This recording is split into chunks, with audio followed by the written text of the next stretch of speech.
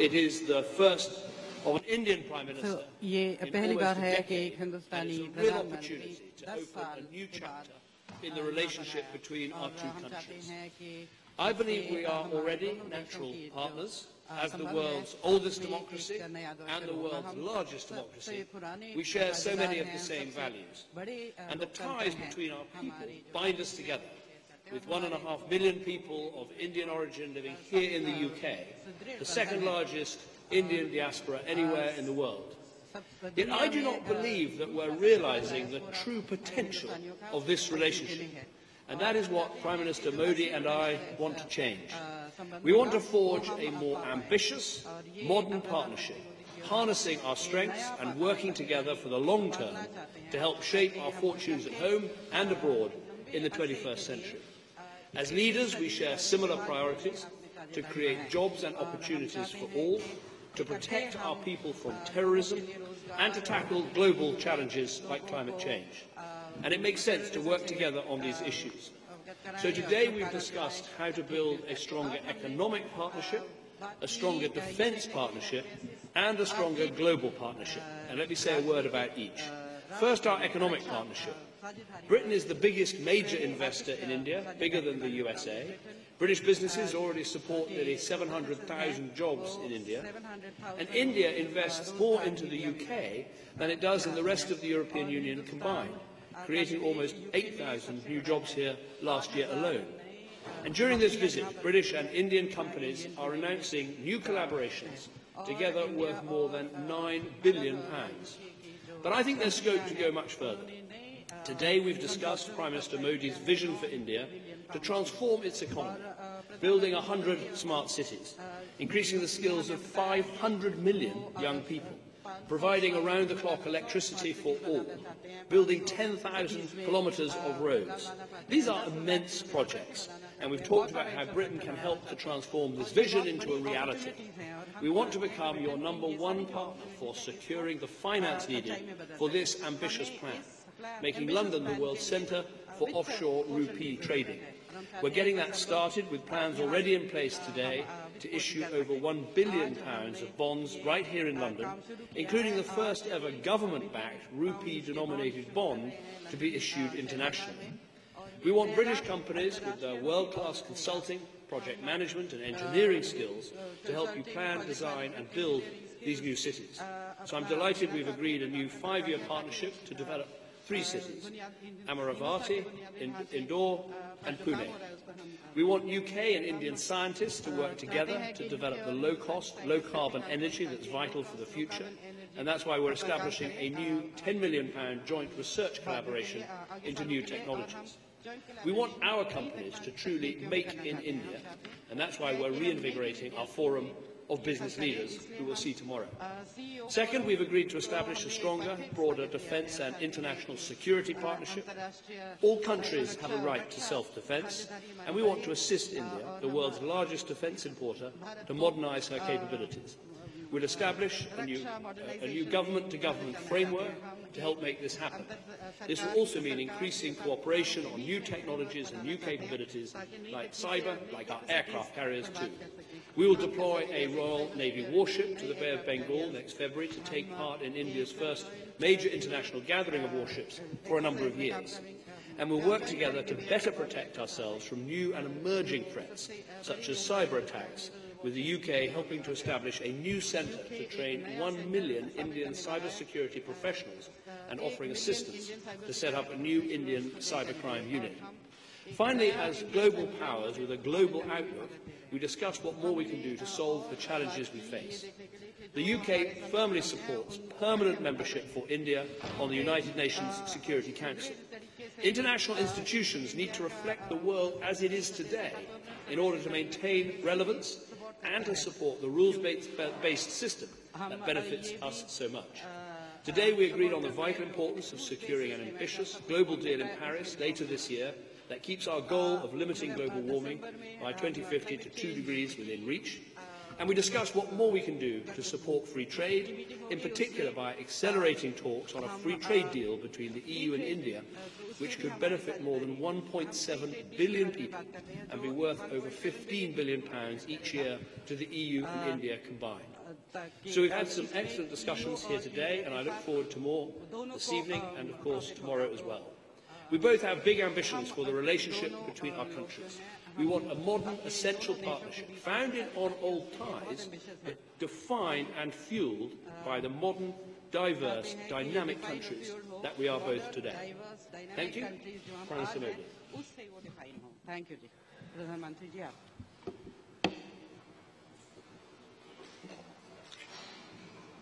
प्रधानमंत्री Shri Cameron, media के सभी साथियों,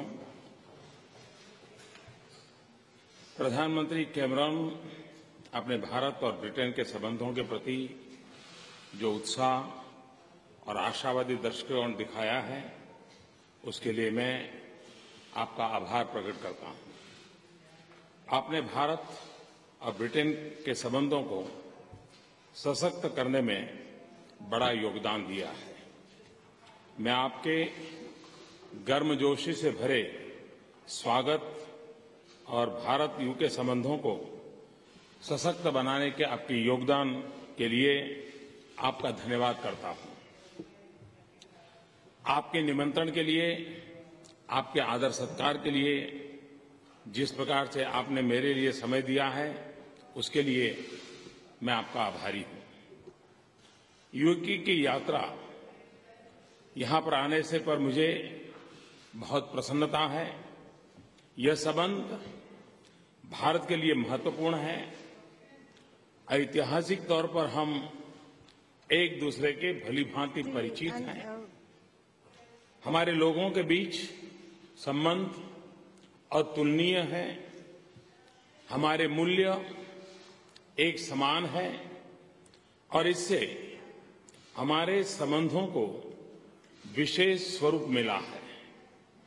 हर क्षेत्र में हमारी साझेदारी वाइब्रेंट है और हमारे संबंधों में निरंतर विस्तार हो रहा है, जैसे ट्रेड और इन्वेस्टमेंट, डिफेंस और सिक्योरिटी, शिक्षा और विज्ञान, क्लीन एनर्जी और स्वास्थ्य, टेक्नोलॉजी और इनोवेशन, कला और संस्कृति। अंतर्राष्ट्रीय स्तर पर हमारे साझे हित हैं, जो हम दोनों देशों के लिए महत्वपूर्ण है। आज हमने निर्णय लिया है कि हम अपने पॉलिटिकल डायलॉग को और घनिष्ठ बनाएंगे और नियमित रूप से बायलैटरल समिट करेंगे। हमारे साझे मूल्यों के आधार पर विश्व के अन्य क्षेत्रों में भी विकास के लिए साझेदारी को शुरू करेंगे और साथ ही साथ हर क्षेत्र में अपने द्विपक्षीय सहयोग को और अधिक गहरा बनाएंगे। आज हमने सिविल न्यूक्लियर एग्रीमेंट पर हस्ताक्षर किए हैं। ये हमारे आपसी विश्वास का प्रतीक है और हमने क्लाइमेट चेंज का सामना करने के लिए हमारे दृढ़ संकल्प का परिचय भी दिया है। भारत के global centre for clean energy partnership में सहयोग पर समझौता हुआ है। इससे वैश्विक न्यूक्लियर इंडस्ट्री में सेफ्टी और सिक्योरिटी और मजबूत होगी। यूके के साथ रक्षा और सुरक्षा को हम बहुत मूल्यवान मानते हैं, जिसमें डिफेंस ट्रेड और नियमित ज्वाइंट एक्सरसाइज भी शामिल है और यह साझेदारी निरंतर बढ़ती रहेगी। मुझे बहुत प्रसन्नता है कि फरवरी 2016 में भारत में होने वाली इंटरनेशनल फ्लीट रिव्यू में यूके भी शामिल होगा। भारत डिफेंस के आधुनिकीकरण पर बल दे रहा है और इसके लिए हम डिफेंस मैन्युफैक्चरिंग को मेक इंडिया के मिशन में प्राथमिकता दे रहे हैं। मेरा विश्वास है कि यूके हमारे इस मिशन में एक महत्वपूर्ण साझेदार होगा।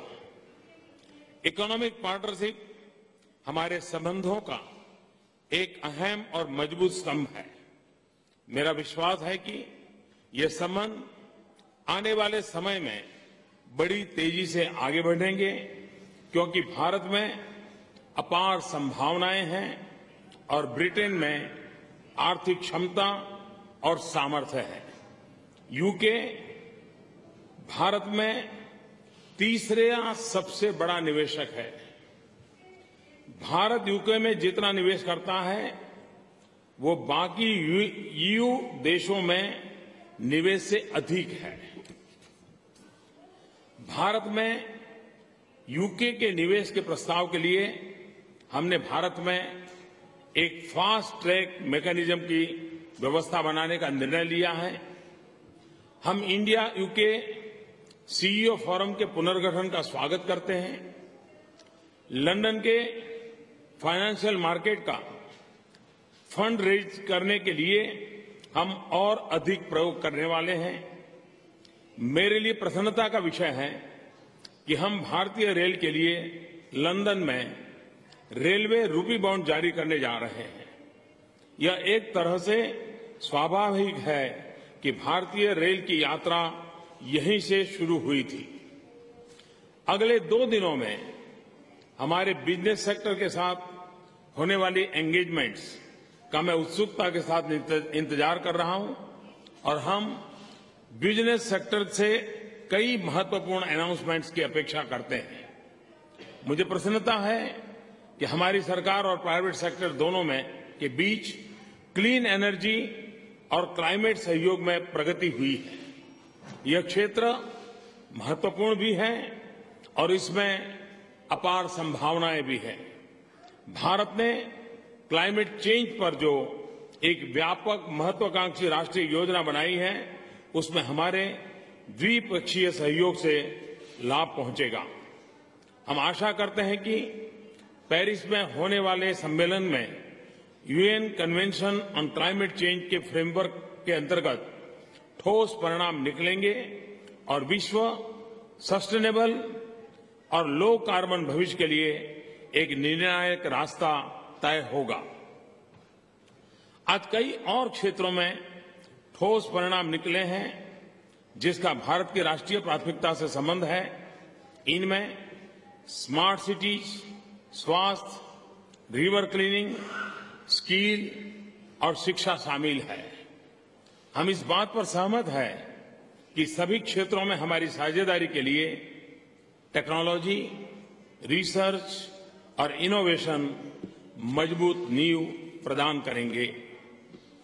हम दोनों देश अपनी इस साझेदारी से जनता के लिए नए अवसर पैदा करेंगे और समृद्धि बढ़ाएंगे।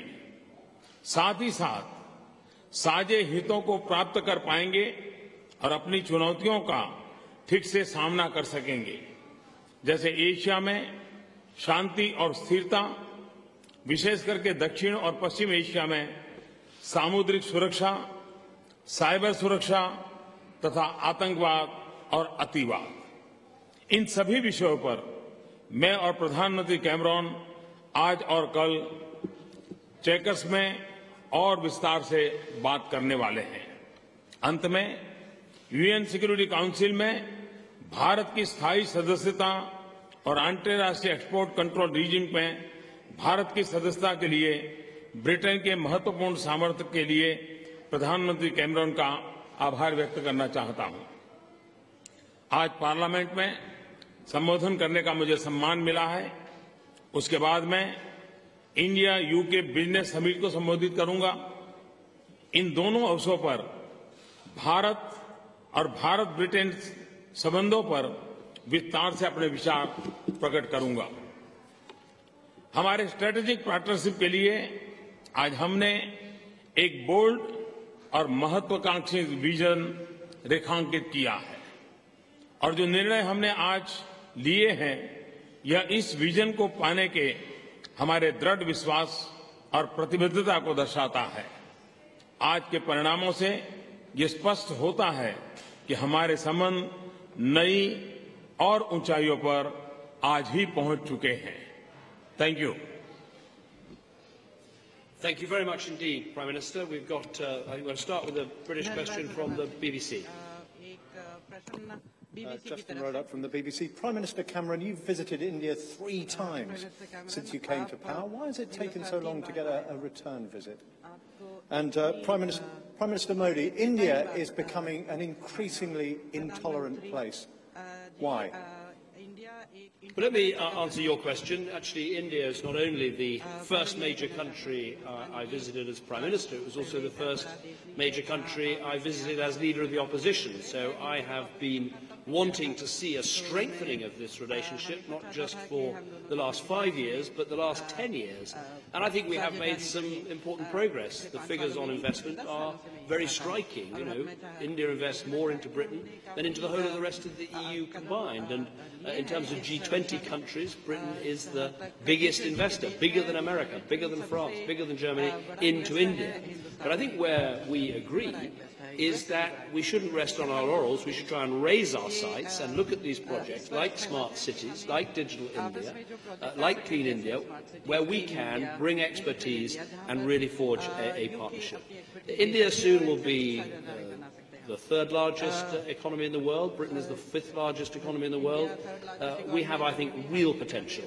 As for the time it takes to have a visit, I'm delighted that the Prime Minister is here. We've met many times before at G20s, most recently in New York, and we agreed to make this visit an absolute centrepiece of building the stronger relationship, which is what we're doing today. Prime Minister.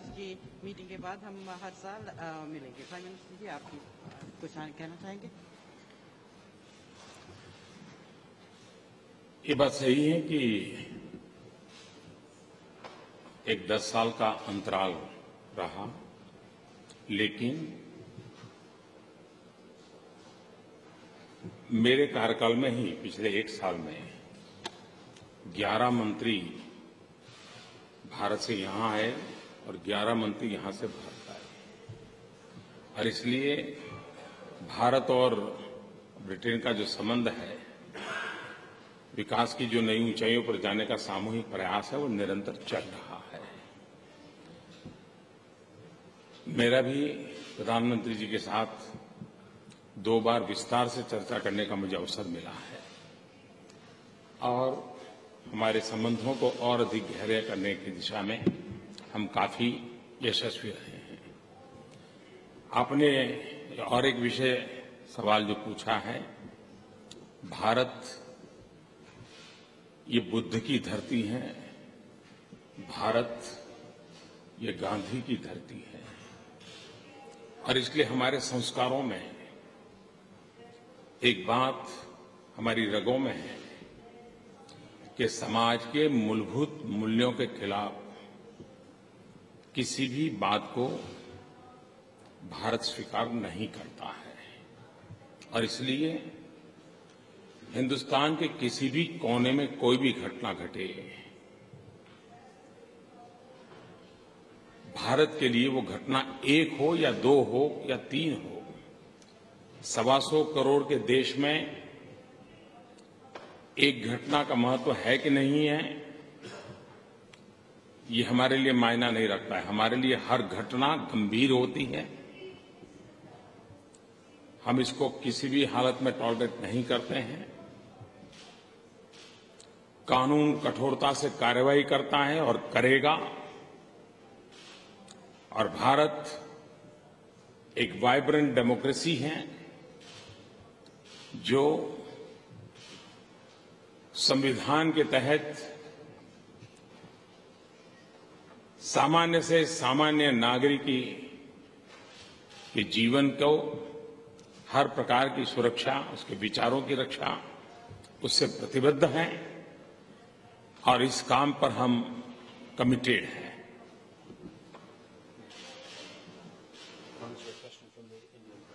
ANI? Yeah. Sir, my question is to both the Prime Ministers. Sir, both India and UK are victims of terror from same terrorist groups. Both our cities are being bombed by the people who are trained from the same source of terror. Both are people, both countries lost lives in Afghanistan, the same set of terrorists.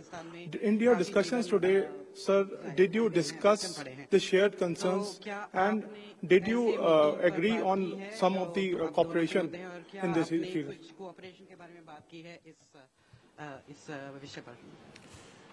धन्यवाद। आतंकवाद के प्रति आपने जो चिंता जताई, ये चिंता मानवतावाद में विश्वास करने वाले हर किसी की चिंता है। और मैं आज इस बात को बड़े संतोष के साथ कहना चाहता हूं कि यूनाइटेड नेशन में आतंकवाद के मुद्दों को लेकर के जितने इनिशिएटिव लिए गए हैं, उसमें भारत और ब्रिटेन दोनों कंधे से कंधा मिलाकर के हर चीज में इनिशिएटिव लिया है। अफगानिस्तान में ब्रिटेन के काफी सैनिकों ने अपना जीवन दिया है, तो भारत ने भी कई अपने अच्छे अफसरों को वहां गंवाया है। हम दोनों देश ऐसे हैं कि जो आतंकवाद के कारण परेशान है और इसलिए आतंकवाद के खिलाफ लड़ना ये एक या दो या तीन देशों का विषय नहीं है। ये मानवतावादी हरेक की जिम्मेवारी है। आज आतंकवाद इस प्रकार से फैला है, उसकी कोई सीमाएं नहीं, उसकी कोई भूभाग नहीं है। हर दिन नए संगठन के नाम से जन्म लेते हैं, हर दिन नए इक्विपमेंट उनके हाथ में आते हैं। अब आतंकवादी को इक्विपमेंट मैन्युफैक्चरिंग तो करते नहीं है। सबसे पहले महात्मा गांधी कहते थे कि न्याय तब आता है जब आपको ज्ञान हो कि अन्याय किसको कहते हैं।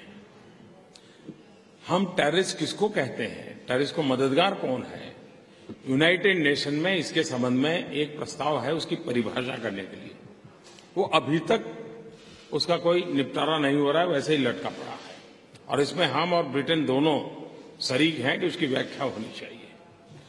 और इसलिए मानवतावादी शक्तियों ने एक होना चाहिए। जो टेररिस्ट हैं, जो टेररिस्टों को मदद करते हैं, वो उन शक्तियों को आइसोलेट करना चाहिए और मानवता की रक्षा करने के लिए हम सब ने मिलकर के प्रयास करना चाहिए। Thank you. I would simply add that we have had preliminary discussions today about the terrorist threat that we both face. We're going to have intensive discussions tomorrow morning on exactly this issue. India has suffered on the streets of Mumbai, for instance. We have suffered on the streets of London. And we have to confront particularly this Islamist extremist violence and terrorism, which is doing so much damage not just to our countries but also to the world. The argument I would make is it's not enough simply to close down terrorist groups and close down ungoverned space, which is what our intervention in Afghanistan was about, was to try and make sure that that country was run by a government with the power to keep terrorist groups out of that country. We also need to deal with the narrative that the terrorists use, with the culture of grievance they try to build up to justify unjustified actions, and that I think will be part of our discussions tomorrow. Let's hear from Nick Watt from The Guardian. Thank you, Prime Minister. Prime Minister Cameron, can I ask you, how comfortable do you feel welcoming Prime Minister Modi to this country, given that for the first 2 years of your premiership, he was not permitted to visit this country because of his record as Chief Minister of Gujarat? And on Europe, can I ask you, Donald Tusk has just said that unless the European Union strengthens its external borders, there will be no future for Schengen. Do you agree with him?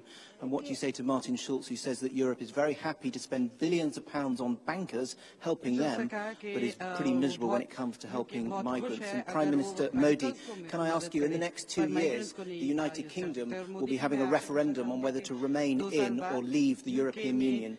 Do you see a future for the United Kingdom outside the European Union? And also, Prime Minister Modi, can I ask you, tomorrow night you will obviously have a rapturous reception at Wembley Stadium, but there are a number of protesters out today who are saying, and I'm wondering what you say to them, that given your record as Chief Minister of the state of Gujarat, you do not deserve the respect that would normally be accorded to the leader of the world's largest democracy. Thank you. Nick, lots of questions there. Let me try and answer all of them. I'm pleased to welcome Prime Minister Modi here. He comes with an enormous mandate from the people of India who made him Prime Minister with a record and historic majority. As for what happened in the past, there were legal proceedings. There were also, as my colleague Priti Patel said earlier today, representations from the British government at the time. But we're now discussing a future partnership between Britain and India. Both of us backed by our countries for this Parliament to work together to strengthen the partnership that we have. On the other issues that you raise, the reason for supporting banks in a crisis is not that they are uniquely wonderful things or wonderful people, but simply if you allow banks to collapse, they pull down every other business with them. But that's why we've reformed the system in this country, so that if banks get in trouble in future, they are bailed out by their own creditors and not by the taxpayer. As for support for migrants, I think Britain can hold its head high up internationally, because we have given more than any other European country, indeed more than any other country in the world, apart from the United States of America, to help with the Syrian refugee crisis, supporting the neighbouring countries, supporting people in Syria, and of course supporting the refugee camps. No country apart from America has done more. As for what Donald Tusk says about Schengen, Britain is not in Schengen. We have kept our own borders while being part of the European Union. So it's not really for me to say. But obviously, I want to help my colleagues in Europe deal with this migration crisis. That is why, actually, we've done more than any other European country to support the European asylum support officers that are helping to deal with this crisis on Schengen's external borders, and we'll continue to do that. But clearly, you need to have either a system with external borders or a system with internal borders. You can't have borders that don't work at either level. But as I say, Britain will remain out of Schengen. We will keep our own borders. We think that's important for our security. I think those are all the questions. Prime Minister.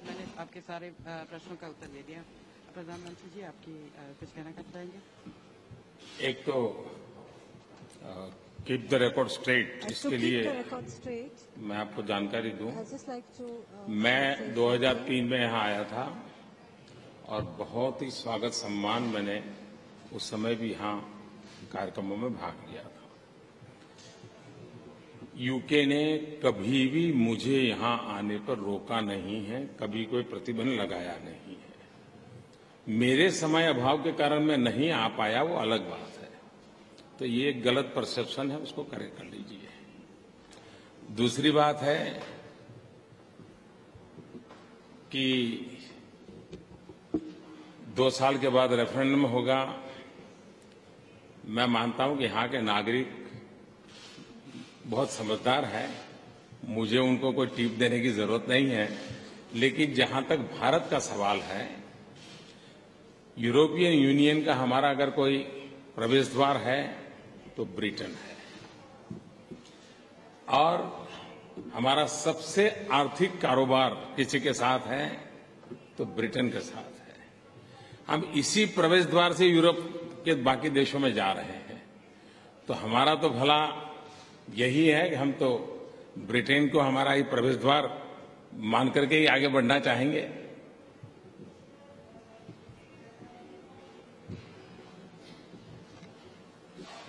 विकास सवाल है। मेरा सवाल ये है कि भारत इस समय एक बड़े बदलाव के दौर से गुजर रहा है और उसमें महत्वपूर्ण रोल आपके द्वारा शुरू की गई कई योजनाएं भी हैं। मेरा प्रधानमंत्री जी आपसे ये सवाल है कि भारत की आर्थिक परिस्थितियों और सामाजिक परिस्थितियों में आप किस तरह के सहयोग की आशा कर रहे हैं ब्रिटेन से। और मेरा डेविड कैमरन साहब से सवाल है कि भारत और ब्रिटेन के बहुत पुराने और ऐतिहासिक संबंध हैं।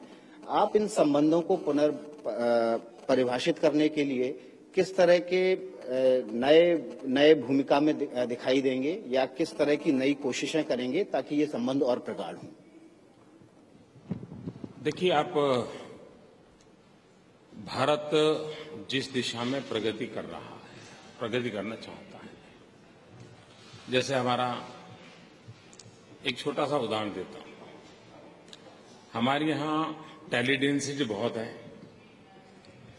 करीब 27-28 हजार टावर हैं और वे डीजल का उपयोग करते हैं। हमें डीजल इंपोर्ट करना पड़ता है, क्लाइमेट के लिए तकलीफ पैदा करते हैं। यूके के पास हाइड्रोजन फ्यूल सेल्स की टेक्नोलॉजी है। हम चाहते हैं कि भारत को ये टेक्नोलॉजी उपलब्ध हो, तो हमारी ये जो 27-28 हजार टावर है, जो निकट भविष्य में 40 हजार होने की संभावना है, तो हमें डीजल इंपोर्ट करना पड़ता है, उससे हम मुक्ति होगी। एनवायरमेंट की हम मदद कर पाएंगे, ये टेक्नोलॉजी हमें काम आएगी।